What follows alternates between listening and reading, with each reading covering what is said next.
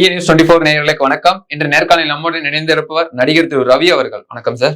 வணக்கம் சார். மும்மொழி கொள்கையை நாங்க ஏற்றுக்கொள்ள மாட்டோம். மத்திய அரசு 10,000 கோடி கொடுத்தா கூட பாத்தீங்கன்னா நாங்க அனுமதிக்க மாட்டோம், இருக்கிற இருமொழி கொள்கை தான் நாங்க பின்பற்றுவோம் அப்படின்னு சொல்லி ஸ்டாலின் அவர்கள் இன்று கூட வந்துட்டு பேசிட்டு வந்துட்டு இருக்காங்க. தொடர்ந்து எதிர்க்க காரணம் என்ன சார் திமுக தரப்புல இருந்து? நான் திமுகவினருக்கும் சரி, அண்ணா திமுகவுக்கும் சரி, இல்ல மும்மொழி கொள்கையை எதிர்க்கிற எந்த துக்குராவுக்கும் சரி, நான் கேட்கிற ஒரே ஒரு கேள்வி, இருமொழி கொள்கை எங்கு அமலாக்கம் செய்யப்பட்டிருக்கு, சட்டமாக்கப்பட்டிருக்கு? இருமொழி கொள்கை என்பது தமிழ்நாடு அரசாங்கத்தினுடைய கொள்கையா இல்ல மும்மொழி கொள்கையை எதிர்க்கக்கூடிய கட்சிகளின் கொள்கையாங்கிறத ஃபர்ஸ்ட் மக்களுக்கு இவங்க விளக்கி சொல்லணும். ஏதாச்சும் சட்டமன்றத்தை கூட்டி தீர்மானம் நிறைவேற்றிருக்காங்களா?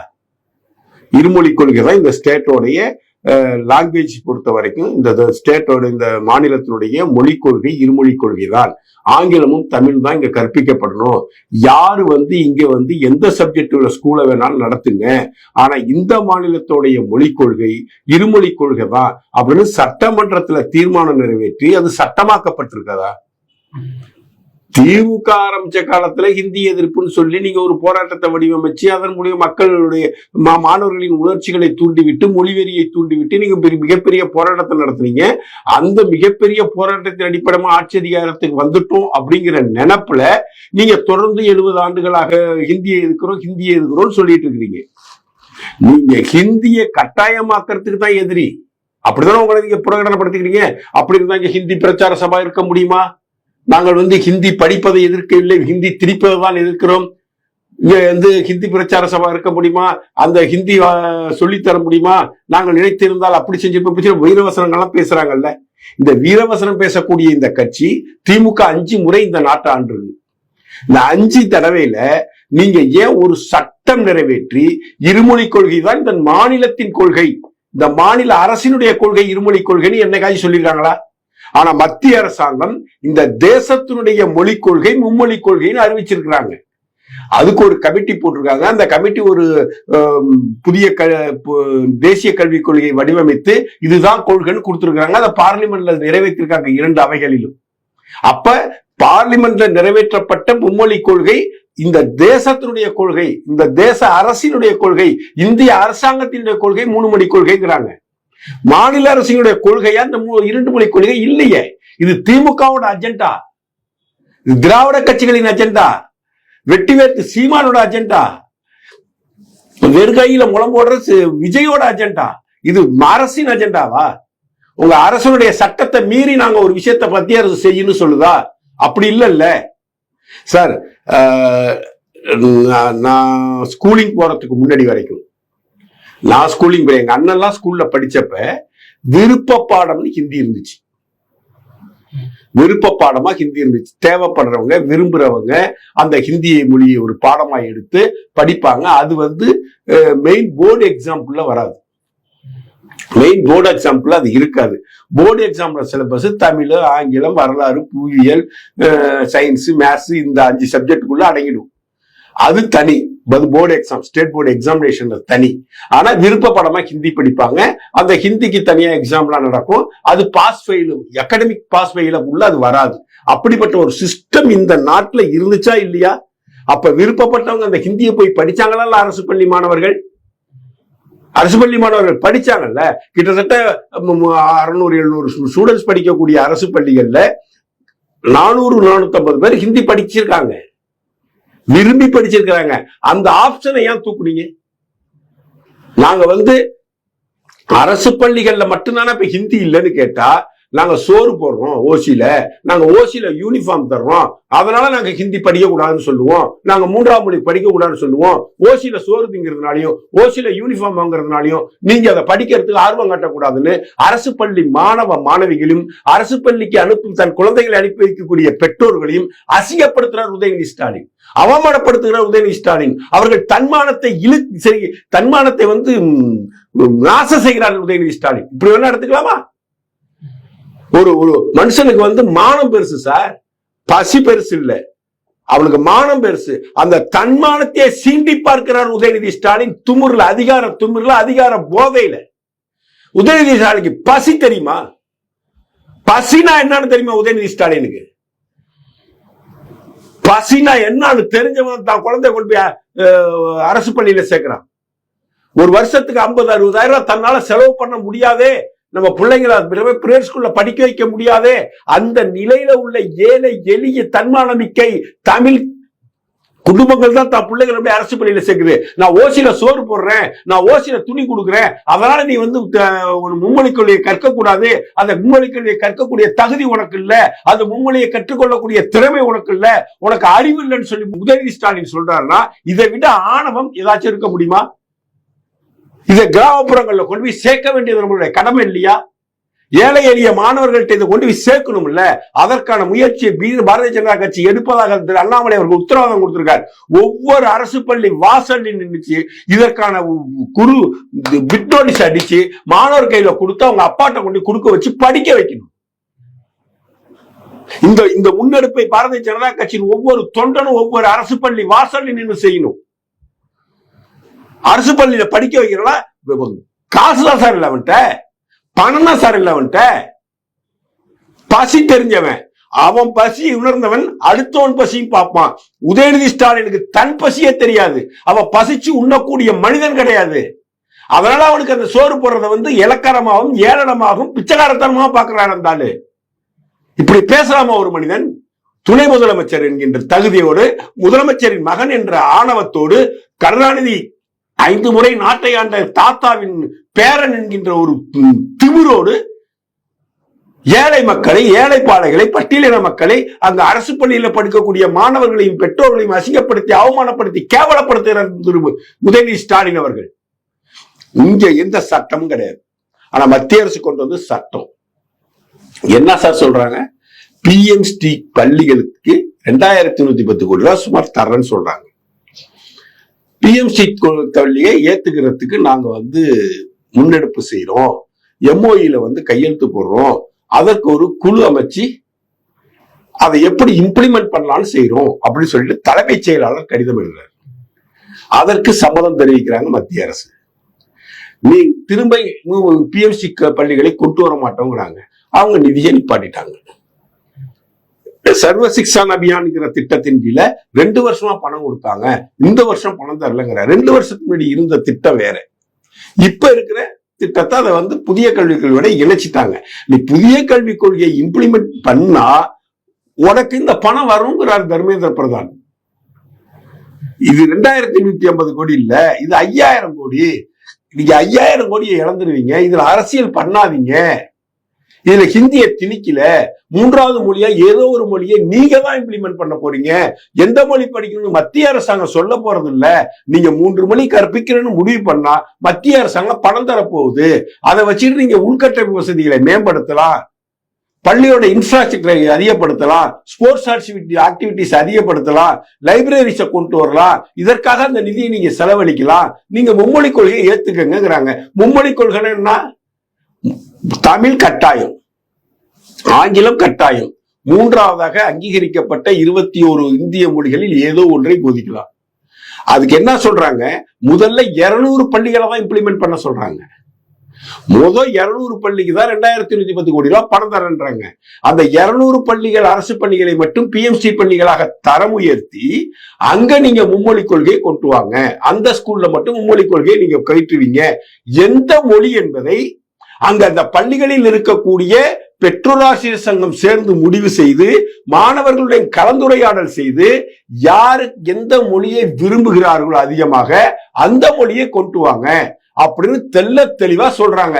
இது எதுவுமே படிக்காம இல்ல படிச்சிருந்து எதுவும் பொய்யாக மக்களை மடைமாற்றம் கூடிய ஒரு இழிச்செயலை திராவிட முன்னேற்ற கழக அரசு செய்து கொண்டிருக்கிறது.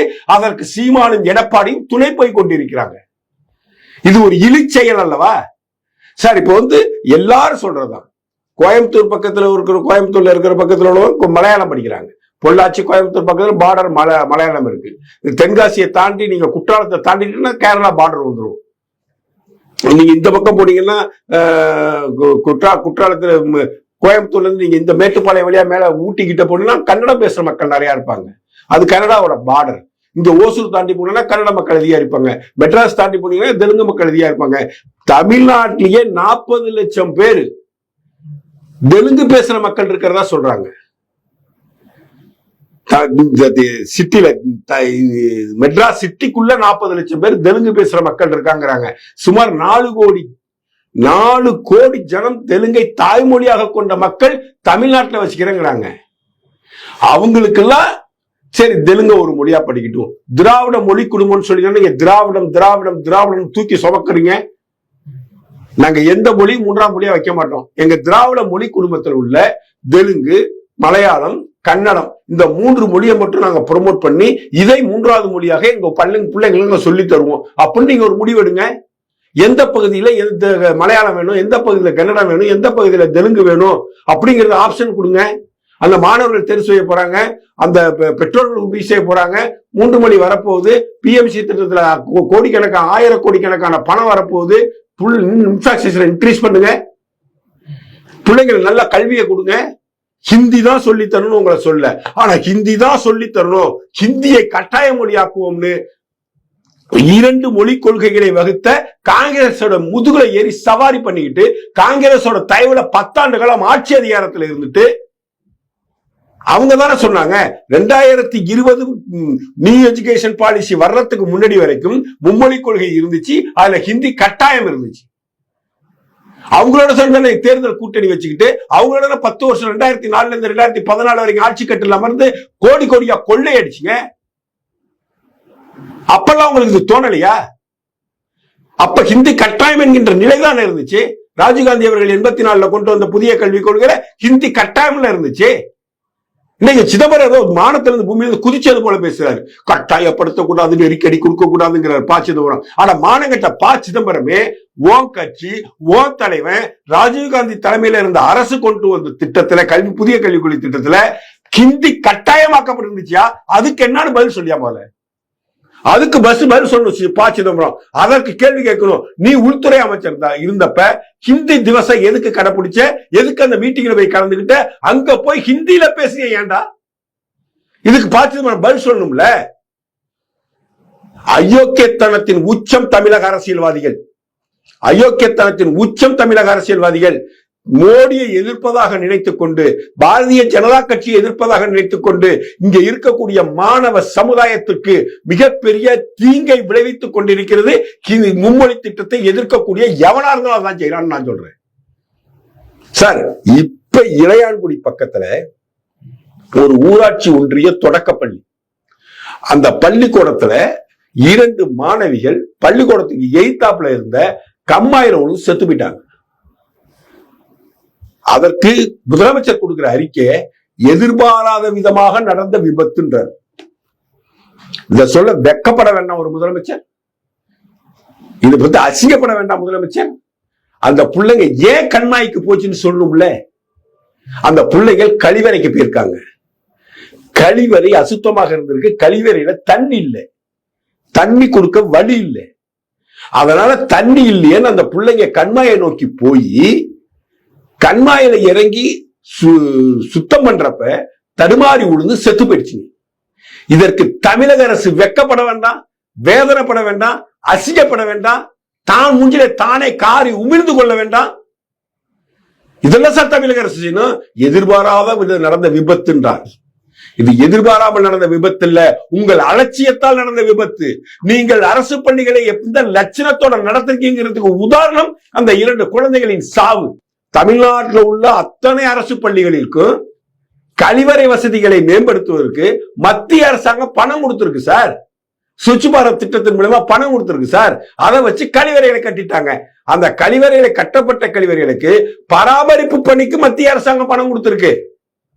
பராமரிப்பு பணிக்கு மத்திய அரசு பணம் கொடுத்திருக்கு. பராமரிப்பும் கிடையாது. இன்னொரு பெரிய பியூட்டி தெரியுங்களா? நீங்க எந்த அரசு பள்ளிக்கு வேணாலும் போங்க, கழிவறை கட்டிருப்பாங்க. அதுக்கு ஒரு டேங்க் வச்சு போர்வெல் போட்டு மின் இணைப்பு கொடுத்து டேங்க்ல தண்ணி ஏத்தி டேங்க்ல தண்ணி இருக்கிற சிஸ்டம் எத்தனை பள்ளியில இருக்குன்னு அன்பில் மகேஷ் பொய்யாமல் எதுவும் சொல்வாரா? டேங்க் தண்ணியே இருக்கா சார்? அரசு பள்ளியில இருக்கக்கூடிய கழிவறைகளுக்கு தண்ணியே இருக்காது.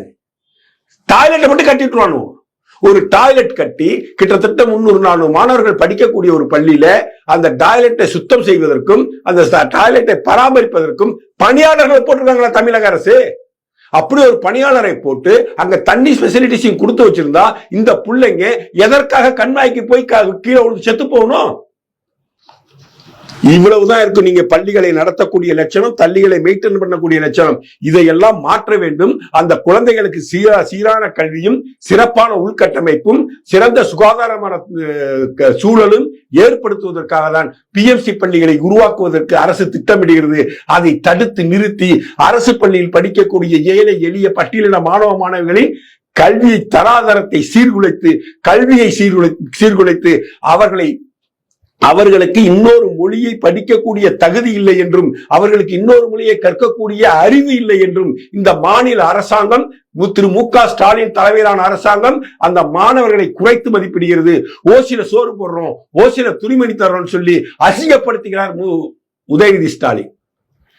இதற்கெல்லாம் விடிவு காலம் பிறக்க வேண்டும். இந்த விடிவு காலம் பிறக்க வேண்டும் என்றால் 2026 யாரெல்லாம் அரசு பள்ளிகளில் உங்கள் குழந்தைகளை சேர்த்திருக்கிறீர்களோ அத்தனை பெற்றோர்களும் ஒருங்கிணைந்து திமுகவுக்கு எதிராக வாக்குச்சீட்டும் என்னும் ஆயுதத்தை பயன்படுத்தி அவர்களை வேரடி மண்ணோடும் இங்கு சாய்க்க வேண்டும். அதற்கான செயலை நீங்க செய்யணும். உங்களை தேடி நாங்கள் விரைவில் வருவோம். கையெழுத்து இயக்கத்தை உருவாக்குவோம். உங்களுக்கு விழிப்புணர்ச்சி ஏற்படுத்துவோம். உதயநிதி ஸ்டாலினுடைய முகத்திரையை கிழித்தெறிவோம். கிழித்தெறிய தொடக்கமாக தான் நேற்று நாங்கள் ட்ரெண்ட் பண்ணோம். Go back Stalin. இதை மீண்டும் மக்கள் மன்றத்தில் கொண்டு செய்வோம்.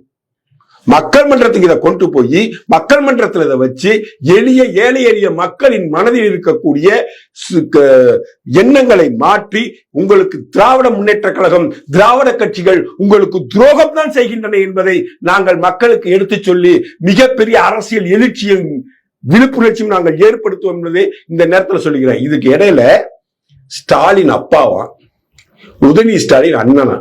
வெக்கமா இல்ல? யாருக்குடா அப்பன்? யாருக்கு அப்பன்? 2 கல்யாணம் பண்ணி புள்ளைய பெக்க தகுதி இல்லாத ஒருத்தன் அவன் தந்தை ஆவிட்டான். இவர் இப்ப அப்பனா இருக்காரு.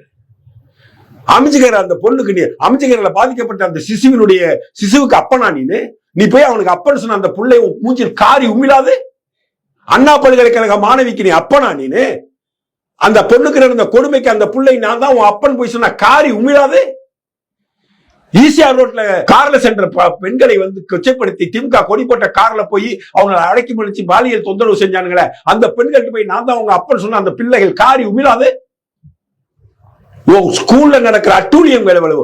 ஒவ்வொரு நாளும் பள்ளி குழந்தைகள் செக்ஸுவலாக சீண்டப்படுகிறார்கள். ஆசிரியர், நீ வச்சிருக்கிற ஆசிரியர்களால, நீ நியமித்த ஆசிரியர்களால், உன் நிர்வாகத்தின் கீழ் இயங்கக்கூடிய ஆசிரியர்களால் துன்புறுத்தல், பாலியல் தொந்தரவு துன்புறுத்தல் ஆளாகிறார்கள். 8 வயசு 10 வயசு 12 வயசு குழந்தைங்க. அந்த பிள்ளைகளுக்கு நீ அப்பன் போய் சொன்ன மூச்சில காரி உமிழ மாட்டாங்க? அப்பனா நீனு? இந்த அண்ணனா? 2 வருஷத்துக்கு முன்னாடி மாமன்னன் திரைப்பட ஆடியோ வெளியீட்டு விழாவில் பிஸியா இருந்துட்டு இவரும் கல்வி அமைச்சரும் கிட்டத்தட்ட 350-400 மாணவர்கள் தேசிய விளையாட்டு போட்டியில் கலந்து கொள்ள முடியாத சூழலை உருவாக்கிவிட்டு அந்த பிள்ளைகளை நீ அண்ணனா? நீனு வெக்கமா இல்ல? அந்த மாணவர்களின் ஒரு வாழ்க்கையை நாசமாக்கிட்டீங்களே. அந்த தேசிய விளையாட்டு போட்டிங்கிறது இந்த 17 வயசுக்குள்ள உள்ளவங்க, 16 வயசுக்குள்ள உள்ளவங்க கலந்துக்கிற போட்டி. ஏஜ் பாராயணத்துக்கு போக முடியாது அந்த குழந்தையால. நாசமாக்கல. தேசிய விளையாட்டு போட்டியில ஒருத்த போய் கலந்துகிட்டு, ஒரு பிள்ளை போய் கலந்துகிட்டு அங்க போய் ஒரு சின்னதா வின் பண்ணிட்டானா அவனுக்கு அடுத்த கட்ட அவனுடைய கேரியரே அந்த விளையாட்டு மேம்பாட்டு தூக்கிட்டு போயிடும். அதையெல்லாம் நாசமாக்கிட்டு இது கம்யூனிகேஷன் மிஸ்டேக் அப்படின்னு சொன்னியே. நீ அண்ணனா? நீ அண்ணனா? நீ அண்ணனா இருந்தா என்ன பண்ணிருக்கணும்? அண்ணா பல்கலைக்கழக வளாகத்துக்கு போயிருக்கணும். அங்க உள்ள மாணவர்களையும் கூப்பிட்டு அமர செய்து நீ போய், நான் உங்க அண்ணன் வந்திருக்கிறேன், இனி ஒரு இடர்பாடுகள் இந்த யூனிவர்சிட்டிக்குள்ள நடக்காது, நான் பாத்துக்கிறேன், உங்க அண்ணனா இருந்து உங்களை பாதுகாக்கிறேன், உங்கள் அண்ணனாக இருந்து பாதிக்கப்பட்ட மாணவியின் அண்ணனாக இருந்து இந்த குற்றச்செயலில் ஈடுபட்டவனுக்கு தண்டனை வாங்கி தருவேன் நீ பேசியிருந்தா நீ அண்ணன். நீ அண்ணா யூனிவர்சிட்டி பக்கம் போகிறத தவிர்த்துட்டுனா நீ அண்ணனா? நீ அநியாயக்காரன், அட்டூழியக்காரன். அண்ணனா அவர் அப்பனா? வெக்கமா இல்ல? என்ன அண்ணங்கிற ஸ்தானத்திலிருந்து உதயநிதி ஸ்டாலின் இந்த தமிழக மக்களுக்கு செஞ்ச சாதனை என்ன? என்ன செஞ்சு கிழிச்ச? தொண்டனுக்கு செஞ்சது என்ன? நீ தொண்டனுக்கு செஞ்சது என்ன? திமுக தொண்டனுக்கு ஒன்றும் செய்யாதது. காலங்காலமா போஸ்ட் ஓட்டிட்டு இருந்தவன், காலங்காலமா பெயிண்ட் அடிச்சிட்டு இருந்தவன், காலங்காலமா சுவர் விளம்பரம் எழுதினவன், காலங்காலமா அது உதயசூரியனுக்கு ஓட்டு போட்டவன் அதே நிலையில கிடக்கான். அவனுக்கு ஒரு கோயில் அரங்காவலர் பதவி கூட கொடுக்கல. நின்னு உன் கட்சிக்காரன் தானே அரங்காவலரா போட்ட. எனக்கு தெரிஞ்சு எங்க ஊர்ல ஒருத்தர் இருக்காரு சார், திமுக காரு. வெட்டி போட்டாலும் கருப்பு சேப்பல தான் அவர் ரத்தம் ஓடும், அந்த அளவுக்கு திமுக காரு. அவர் ஆவின் இந்த பால் டிஸ்ட்ரிபியூஷன்ல வேலை செஞ்சதுனால அவருக்கு சும்மா எங்க திமுக காரெல்லாம் சேர்த்து பால் வளம்னு பேர் வச்சுட்டாங்க. இப்ப அவர் பால் ஊத்துறதா நிப்பாட்டார், வேலை செய்யல. கட்சிக்காரர் தான். எனக்கு தெரிஞ்சு என் சின்ன பிள்ளையில இருந்து அவரை பார்த்துட்டு இருக்கேன். அவர் ஒரு கவுன்சிலர் ஆக்கல, அவர் ஒரு அறங்காவலர் குழு உறுப்பினர் ஆக்கல, அவர் ஒரு பெட்ரோல் சங்கத்தினுடைய உறுப்பினர் ஆக்கல, எதுவுமே அவருக்கு செய்யல. ஆனா இன்னைய வரைக்கும் அந்த மனிதன் கரை வெட்ட போட்ட வேட்டியை கட்டிக்கிட்டு கட்சிக்காக உழைச்சுக்கிட்டே இருக்கான். அவனுக்கு எதிர்பார்ப்பே இல்லை. இந்த தலைவர்கள் என் மேல ஒரு குருட்டுத்தனமான நம்பிக்கையும் குருட்டுத்தனமான பக்தி வச்சுட்டான். தானே சுத்திக்கிட்டே இருக்கான் கட்சிக்காக. ஒரு கட்சிக்காரங்க கல்யாணம் பண்றாங்கன்னா அந்த கல்யாண பத்திரிகை மொத்தமா அவருக்கு தான் கொடுப்பாங்க. அவர்தான் எங்க பகுதியில் உள்ள அத்தனை கட்சிக்காரனை தேடி ஊடு தேடி போய் பத்திரிகை வச்சுட்டு கொடுப்பாரு. அப்படிப்பட்ட ஒரு மனிதன், அப்படிப்பட்ட ஒரு லட்சக்கணக்கான திமுக தொண்டனை எல்லாம் அவன் செய்த கட்சிக்காக செஞ்ச வேலை, கட்சிக்காக பண்ண பணி, கட்சிக்காக அர்ப்பணித்த அவனது வாழ்க்கை அத்தனையும் அவனுக்கு எதுவும் கிடைக்கல. நேத்து நீ கட்சிக்கு வந்ததும் இன்னைக்கு உனக்கு துணை முதலமைச்சர் பதவி வரையும் கிடைக்குது. உனக்கு பசி அறியாத, பசினா என்னன்னு தெரியாத, நைட்டு 10 மணிக்கு மேல பார்க் ஹோட்டல் மொட்டை மாடியில போய் உட்காந்துக்கிட்டு, ரூஃப் கார்டன் பார்ல உட்காந்துக்கிட்டு, துறை தயாநிதி ஒரு குரூப், உதயநிதி ஸ்டாலின் ஒரு குரூப் உட்காந்துக்கிட்டு, ஒரு 2 குரூப்பை சேர்த்துக்கிட்டு அந்த விடிய விடிய தண்ணி அடிச்சு விடிய விடிய போதைப் பொருட்களை யூஸ் பண்ணி ஒரு அட்டூழியம் பண்ணக்கூடிய மனிதன் நீ சூரிய உதயத்தை பார்க்கிற அண்ணாமலை சொன்னாரு. ஏன் சூரிய உதயத்தை நீ பார்க்கல? 11 மணிக்கு பாருக்கு தி பார்க் ஹோட்டல், நான் சொல்றேன் சார், தி பார்க் ஹோட்டல் ரூஃப் கார்டன் பாருக்கு 12 மணில இருந்து 11 மணில இருந்து விடிய காலம் 5 மணி வரைக்கும் குடிச்சு விட்டு உனக்கு ஒரு நண்பர்கள் கூட்டம், ஓ பெரியப்பா உனக்கு ஒரு நண்பர்கள் கூட்டம்னு ஒரு கட்டமைப்பை உருவாக்கி 2 குரூப்புக்குள்ள சண்டை நடக்கும் பார்க் ஹோட்டல்லையே. எல்லாம் அட்டூழியத்தை பண்ணிட்டு 6:30 மணிக்கு தான் நீ படிக்க போவ. 6:30 மணிக்கு படுத்தா நீ எப்படி சூரிய உதயத்தை பார்ப்ப? உனக்கு பசி எப்படி தெரியும்? 30 ml சாராயத்தை கிட்டத்தட்ட 600 ரூபாய்க்கு வாங்கி குடிக்கிற உனக்கு ஒரு மனிதனோட பசி எப்படியா தெரியும்? நீ பசியோட வர பிள்ளைக்கு உணவு அளிக்கிறத ஓசியில உணவு கொடுக்கறன்னு எப்படியா சொல்வ? நீ 5 மணி வரைக்கும் உட்காந்து குடிச்சு விட்டு 5 மணிக்கு மேல போய் வீட்டுல போய் படுத்து தூங்கி விட்டு காலம்பர 12 மணிக்கு எந்திரிச்ச சூரிய உதயத்தை பார்க்காத நீ தமிழக மக்களை பார்த்து ஓசியில சோறு போடுறோம், ஓசியில யூனிஃபார்ம் கொடுக்கிறோம் அப்படின்னு பேசுறது வெக்கமா இல்ல? அசிங்கமா இல்ல? உன்னை கேள்வி கேட்க ஆள் இல்லைன்னு நினைச்சுக்கிட்டு நீங்க பேசுறீங்களா? இப்படி மக்கள் சக்தி ஒன்று திரண்டால் நீங்கள் தூசுக்கு சமமாக அடித்து விரட்டப்படுவீர்கள் என்பதை மட்டும் மறந்துடாதீங்க. நீங்க மும்மொழி கொள்கை எதிர்ங்க, அது உங்கள் அரசியல் நிலைப்பாடு. அதற்காக அரசியல் பள்ளியில் படிக்கக்கூடிய மாணவ மாணவிகளையும், அரசு பள்ளியில் தங்கள் குழந்தைகளை படிக்க வைக்கும் பெற்றோர்களையும் அசிங்கப்படுத்திய ஆணவ பேச்சு பேசினீர்கள் என்றால் இதனுடைய பின்விளைவுகள் மிக கடுமையாக இருக்கும், மிக கடுமையாக இருக்கும். உங்களுக்கு நிதி தர முடியாது. என்ன சொல்றாரு முதலமைச்சரே? நாங்கள் வரி செலுத்த மாட்டோம் என்று சொல்வதற்கு ஒரு நொடி போதும். ஆம்பளையா இருந்தா சொல்லி பாருங்கிற நான். நீ சொல்லி பாரு, நிதி தரமாட்டேன்னு சொல்லி பாரு. நிதி தரலையா உனக்கு ரயில்வே கிடையாது, நிதி தரலையா உனக்கு விமான போக்குவரத்து கிடையாது, நிதி தரலையா உனக்கு எந்த திட்டமும் கிடையாது. அவங்கள அடிப்பாங்கல்ல. ஒரு முதலமைச்சரா நீனு அரசியல் சாசனத்தின் மீது நீங்க சத்தியம் பண்ணி, அரசியல் சாசனத்தின் படி நான் நடப்பேன் உறுதி கூறுகிறேன் சத்தியம் பண்ணிவிட்டு பதவியை ஏத்துக்கிட்டு நாங்கள் வரி கொடுக்க மாட்டோம் என்று சொல்றதுக்கு எவ்வளவு நாளையா அவனு கேட்கிறீங்களே? வெக்கமா இல்ல? ஆம்படையா இருந்தா சொல்லணும், உண்மையான ஆண்மகனாக இருந்தா சொல்லணும். கருணாநிதியின் மகன் பொய் சொல்ல மாட்டேன் 100 இடத்துல பேசல. அந்த கருணாநிதியின் மகனாக இருந்தால் நீங்கள் வரி கொடுக்க மாட்டோம் என்று சொல்லியா பாப்போம், சொல்லி பாரியா பாப்போம், சொல்லி பாரு. அதுக்கப்புறம் நடக்கிறதுக்கு அப்புறம் பார்த்துப்போம். நீ சொல்லிதான் பாரு. அநியாயத்தின் உச்சமாகவும் அட்டூழியத்தின் உச்சமாகவும் திராவிட முன்னேற்ற கழக அரசு செயல்பட்டு கொண்டிருக்கிறது. பிஎம்சி பள்ளிகளை அனுமதித்தால் இங்கு மாணவர்கள் நலன் மேம்படும், மாணவர்களின் கல்வித்தரம் உயரும், மாணவர்களின் சுகாதாரம் பேணி பாதுகாக்கப்படும். இதை முடக்குவதற்கு செய்யக்கூடிய ஆயுதம் தான் இது. 2021 இதே மாணவர் நலனில் அக்கறை இல்லாமல் இதே மாணவர்களை வைத்து அரசியல் செய்வதற்கு நீட் என்ற ஆயுதத்தை கையில் எடுத்தது திமுக. நீட்டை நீக்கும் ரகசியம் எங்களுக்கு தான் தெரியும். சூடு சொரணை இருந்தா, மாணவர்கள் மீது அக்கறை இருந்தா நீட்டை நீக்கலாம். அதெல்லாம் எடப்பாடிக்கு கிடையாது, எங்களுக்கு இருக்கு.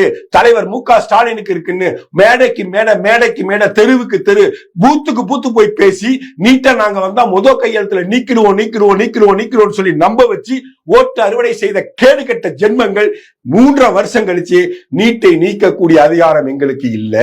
அந்த அதிகாரம் மத்திய அரசு கையில தான் இருக்கு. ஏன் கோர்ட்டுக்கு போக வேண்டியதானே, உச்ச நீதிமன்றம் போக வேண்டியதானே? உங்கள்கிட்ட தானே இல்ல பவர். உங்க பவர் இல்லைன்னு பவர் இருக்கிற இடத்துக்கு போக வேண்டியதானே, உச்ச நீதிமன்றத்தில் வழக்கு தொடர வேண்டியதானே? அதுக்கு வக்கு இருக்கா, அதுக்கு வழி இருக்கா, அதுக்கு யோசனை இருக்கா, அதுக்கு அறிவு இருக்கா?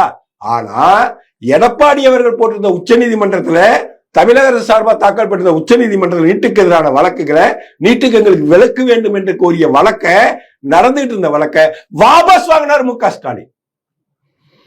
தமிழக அரசு இந்த வழக்கை நடத்துவதற்கு தயாரா இல்லைன்னு. நீங்க வாபஸ் வாங்க முடியாது, நாங்க வழக்கை டிஸ்மிஸ் பண்ணுவோம் நாங்க உச்ச நீதிமன்றம். நடந்துச்சா இல்லையா? இதுக்கு பதில் சொல்லுங்க. ஒரு திமுக பதில் சொல்லுங்க.